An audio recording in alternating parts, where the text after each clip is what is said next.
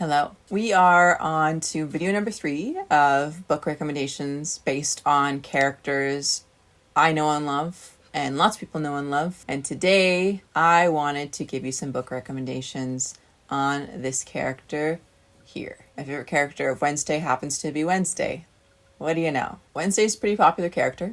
She's quite a unique character. And today I'm going to share about 6 reasons why I love Wednesday, why a lot of people really connect with Wednesday as a character. And then I'm going to suggest books with characters in them that also share those traits. Now, there are no characters in any of the books I can recommend today that have every trait of Wednesday, who I like for all of the reasons I like Wednesday, but there are some that share a good chunk of her characteristics. So again, just a reminder, there's going to be spoilers for Wednesday, at least season 1, but I will not spoil the books I'm recommending because I want you to read them. I'm just going to give you enough information about the character in them that'll get you interested to read it.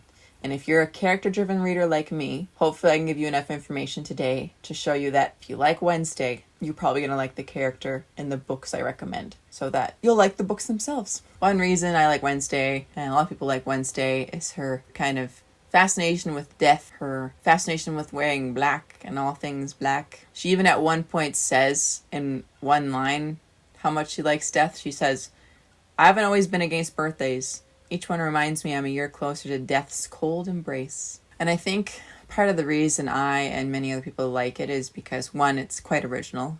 You don't see many characters that are in love with the idea of death and darkness. Talking about death is something that seems to be so avoided normally. It's almost a relief and almost satisfying to see a character that just blatantly brings it out into the open, normalizes it in a way. One character I'd recommend that also kind of has a macabre aesthetic, a death focus to the character, would be The Monster from A Monster Calls by Patrick Ness, because the monster itself always appears to the main character out of darkness, and all of the stories the monster tells has to do with death. I'd also recommend The Narrator, who is a character as well, from The Book Thief by Markus Zusak. If you've read it or heard much about it, you'll know who the narrator is. I don't know if I want to say it because basically the narrator, whenever he's telling the story, whenever he's talking about what he's doing in the book, it always focuses on the death occurring during World War II in the world, and specifically in Germany. Another reason lots of people like Wednesday is because she is a nonconformist and she's comfortable in her individuality. She's comfortable standing out like she does because, again, lots of people don't focus on death and wear lots of black, and are as antisocial as she is. She even says at one point, "I act as if I don't care if people dislike me. Deep down, I secretly enjoy it." So she flat out admits that she actually enjoys the fact that by being who she is, people don't like it, and that she has no problem with that whatsoever. One character I'd recommend that's also very comfortable in who they are, even though they often very much stand out because they behave in a way people normally don't, would be Toph Beifong from the Avatar comics and the series. She has a great love for all things earth and dirty, which is not what young ladies are normally supposed to be into. And she proudly bristles at any suggestion that she ever behave any different, that she ever clean up or behave more nicely. I'd also recommend Elias Wilder from Half a Soul by Olivia Atwater. I just read this book a month ago and I love it. I love the characters. He blatantly makes a point of only doing what he wants to do, and he makes it clear whenever he does something he doesn't necessarily want to do. He makes it loud and clear he doesn't want to, and he's from the Regency era, so there's a lot of expectations on propriety. I'd also recommend Wendell Bamblebee from Emily Wilde's Encyclopedia of Fairies by Heather Fawcett. He is very comfortable and unapologetic in liking what he likes and avoiding what he doesn't like. I'd also recommend Carrie Soto from Carrie Soto's Back by Taylor Jenkins Reid, because she makes a point of only doing what she thinks she needs to do on her path to greatness. And if people think she should behave differently and she thinks it'll take away from her achievement of greatness as a great tennis player, she doesn't do it. I'd also recommend Daisy Jones from Daisy Jones and the Six, because she is very confident in who she is and how she likes to live her life, and she flaunts those choices unapologetically, even when she's criticized for it, especially in the media because she's a famous rock star. I also like Wednesday because she says what she thinks And she calls a spade a spade. She'll call people out right to their face if they're being hypocritical or doing anything that she doesn't agree with. She even at one point says what she thinks of social media, which everybody seems to love. She says, I find social media to be a soul-sucking void of meaningless affirmation. She says exactly what she thinks. Another character that says exactly what they think is Toph Beifong from the Avatar comics. She does lots of smack talk to her opponents, is not afraid to tell them what she thinks of them. I'd also recommend Elias Wilder again from Half a Soul. He says exactly what he thinks, especially when it comes to the hypocrisy of Regency era England and behavior, how they talk the good talk on behaving pleasantly, but when it comes to actually helping people in need, they don't necessarily do so. I'd also recommend Carrie Soto again from Carrie Soto is Back, because she says exactly what she thinks in private and in public, which is the primary reason people don't like her, because she is a woman who is saying what she thinks and often behaves in a way that society doesn't expect women to behave or want women to behave. Another reason I like Wednesday is because she is competent. That's probably my favorite character trait ever. I love when characters are very competent in what they do. Again, I don't want the character to be perfect and flawless, but if they have a couple areas that they're highly interested in and they're very good at those areas, and they're very competent, they're one of the best in the field at those things, that's really attractive in a character for me. So Wednesday is very competent in things like kung fu, playing the oboe, and her escape skills. She's very competent in those areas. So some characters I recommend that I really love and are very competent. One would be a character from my favorite book by my favorite author, and that would be Clay from the book called Bitten by Kelly Armstrong. He is known in the werewolf world as the best fighter, unarmed fighter, because werewolves don't fight using weapons. So he's the best fighter in his werewolf form and his human form. Katniss Everdeen from the Hunger Games is known as the best with a bow and arrow and one of the best hunters because she's done that her whole life. Toph Beifong from the Avatar comics is arguably the best earthbender there ever was, although some say King Boomy might be better than her. But I say Toph is the best. Six of Crows by Leigh Bardugo, especially the three main characters, like Kaz Brekker is one of the best. He's very competent when it comes to strategy and planning and leading. And Nej is the best spy. She's got very strong spy skills. And Jesper is one of the best at gunslinging. Evelyn Hugo from The Seven Husbands of Evelyn Hugo by Taylor Jenkins Reid. She is very capable and competent when it comes to charming people and manipulating people to achieve her goals. Emily Wilde from Emily Wilde's Encyclopedia of Fairies. She's the most knowledgeable person in the world when it comes to fairies and fae, which allows her to achieve high levels of academic achievement faster than lots of her fellow professors. Carrie Soto from Carrie Soto's Back, one of the best tennis players in the world, the best female tennis player in the world. Daisy Jones from Daisy Jones and the Six. She's one of the best singers in the world, in her world, and really good at songwriting as well. Kelsier from Brandon Sanderson's book, The Final Empire. He is capable and competent in a lot of ways. He's one of the best magic users. I don't want to spoil the magic system, but it has to do with metal. So he's one of the best metal magic users in the world. He's also got a unique ability with the magic in the world. He's also great at strategizing, great at leading, very competent and confident in a lot of ways.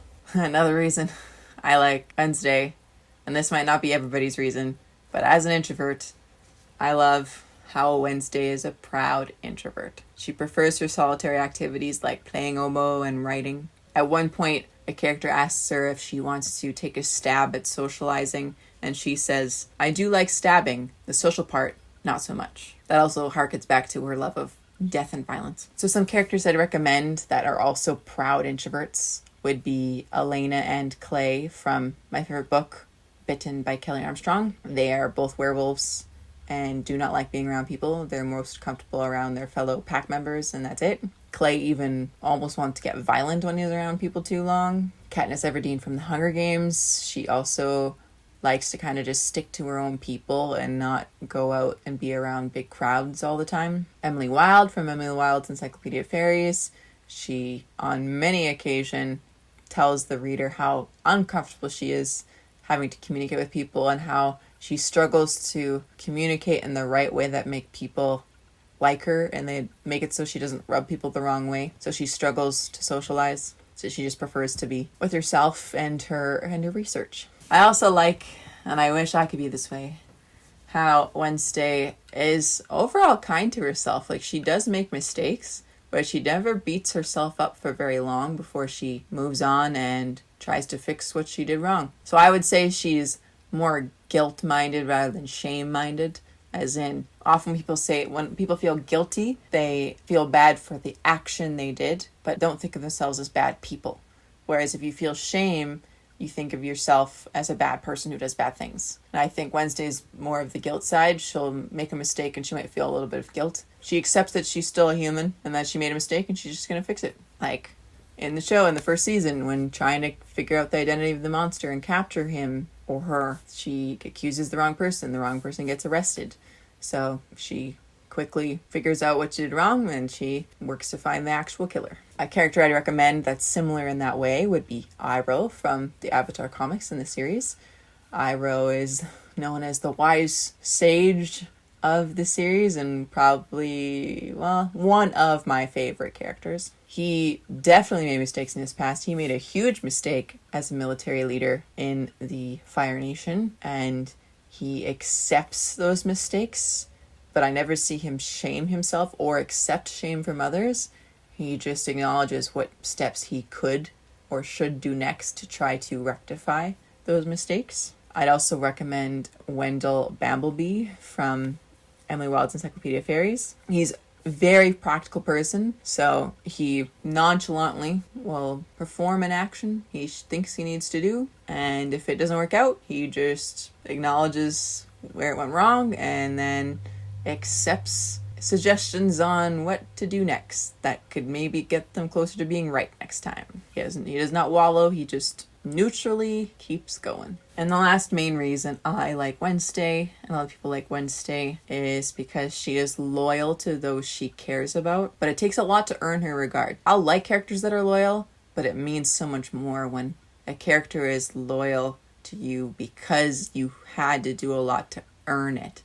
And that's the case with Wednesday. Like, I'll give the example of her roommate in Need. She didn't like her for a lot of the season, but eventually they have helped each other enough in their time at the school that Wednesday does start to care for her, because when Enid goes on a date with a Gorgon before she leaves, Wednesday says, "If he breaks your heart, I'll nail gun his."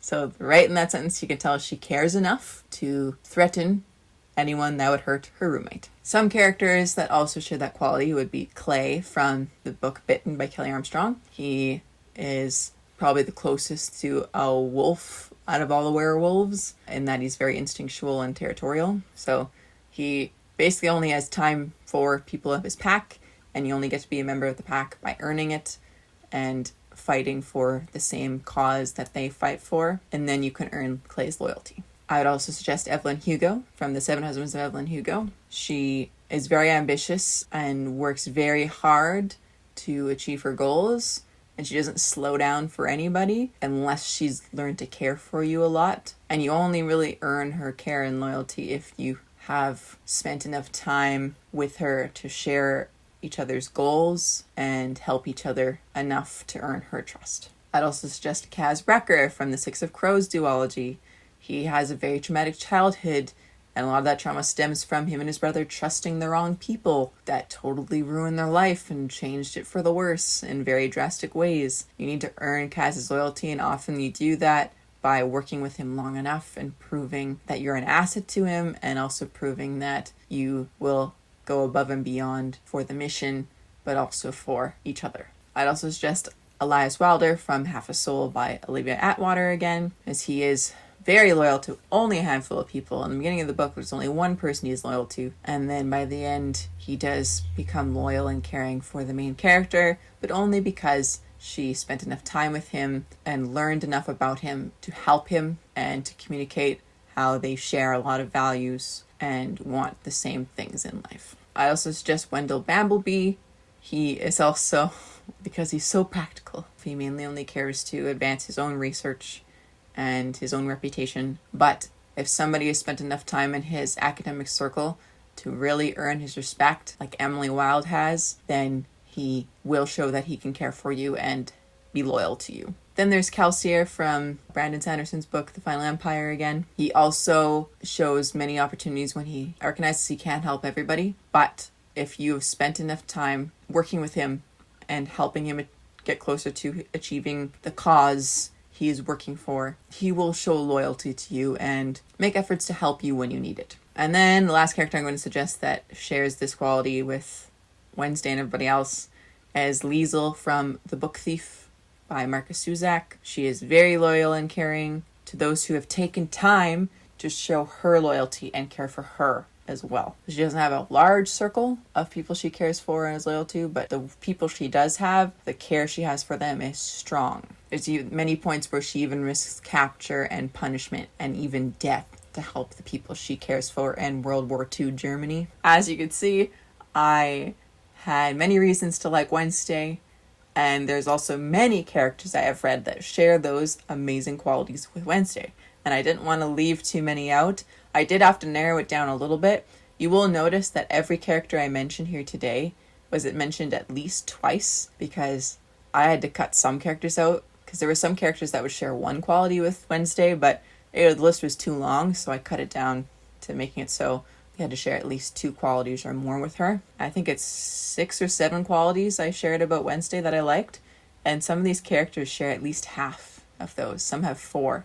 So there's some characters that are so close to being exactly like Wednesday that I think that if you picked up these books that I suggested today, especially with the characters that share the most qualities with her, that you have a strong chance of enjoying those books as a character-driven reader, which means that the plot doesn't matter as much for you to enjoy the book as long as you like the character. Now, don't get me wrong, these books I suggested today have good plot too. That's why they're here as well, because I only like to suggest books that I have rated 4 or 5 stars at least, and these books meet those criteria for me. So I'm going to end with the question I always ask. I like to know areas I might have explained things well enough that you got some book suggestions from me. So if you could tell me which characters or which books you think you're going to pick up because of what I explained today, what I helped communicate to you today, that'd be great. I'm always interested to see what works for y'all and what doesn't. And I guess I'm going to end this, and then I'm going to pick a new character to do for next time. And with that, I will say goodbye, and Wednesday and Thing, her family member that is a hand, also says goodbye.